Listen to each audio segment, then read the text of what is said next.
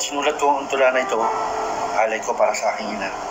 Kung nasaan man siya, sana naririnig niya at sana nararamdaman niya kung gaano ko siya kamahal. Inay. Nagsimula sa salitang uha. Uha yan ang una kong isinigaw na siyang umalingaw-ngaw sa madaling araw. Nang ako'y iyong isinilang, unti-unti mo akong pinalaki, tinuruang magsalita, kumain, maglakad at magbilang. Nagbilang ka ng mga araw, linggo, buwan at taon, napakahabang panahon, ngunit di ka nagsawa sa pag-aaruga. Hindi ka nagsawa sa pag-aalaga.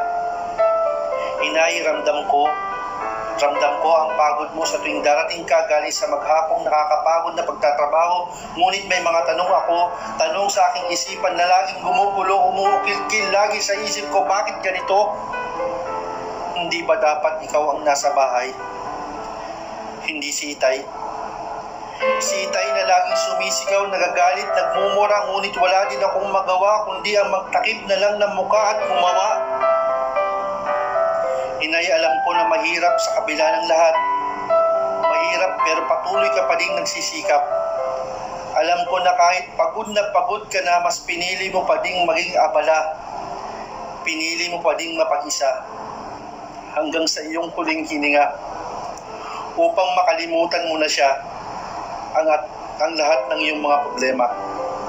Mga problema na pilit mong kinakaya na mag-isa kahit alam mo sa sarili mo na may sakit ka na. Pilit mo pa din itinataguyod ang ating pamilya. Pilit mo pa din kaming inaalala.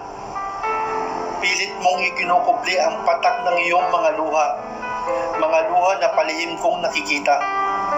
Mga luha na dapat sana hindi mo ito nararanasan. Teka, si Itay ba'y nasaan? Si Itay na dapat sana siya ang nagbabanat ng buto, hindi ikaw. Si Itay na dapat sana siya nagpapasaya sa iyo, hindi ikaw. Si Itay na dapat sana sa hirap at ginhawa ay siyang kasama mo. Pero wala. Ni anino niya'y wala. Wala kasi lagi siyang abala. Abala sa kakasugal niya, abala sa kakainom ng alak kasama ang mga barkada at kulang pa.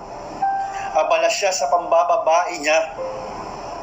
Naaalala ko pa, tandang-tanda ko pa.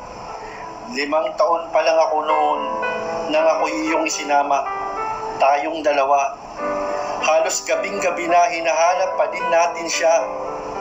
Habang sobrang iyong pag-aalala, nagpapakasarap naman siya saan? Sa kandungan ng iba. Inay, tama na. Tama na ang pagiging martir mo. Inay, tama na. Tama na ang pagiging mahina mo. Inay, tama na. Tama na ang paghihirap mo. Bigyan mo naman ang sarili mo ng respeto. Pasensya ka na kung hindi man kita na ipagtanggol noon. Noon at magpahanggang ngayon, di pa din kita nakakalimutan. Di ko pa din nakakalimutan ang pagiging mabuti mong ina sa akin. Salamat, Inay. Kahit nasaan ka man ngayon, mahal na mahal kita. Aking Inay. Salamat.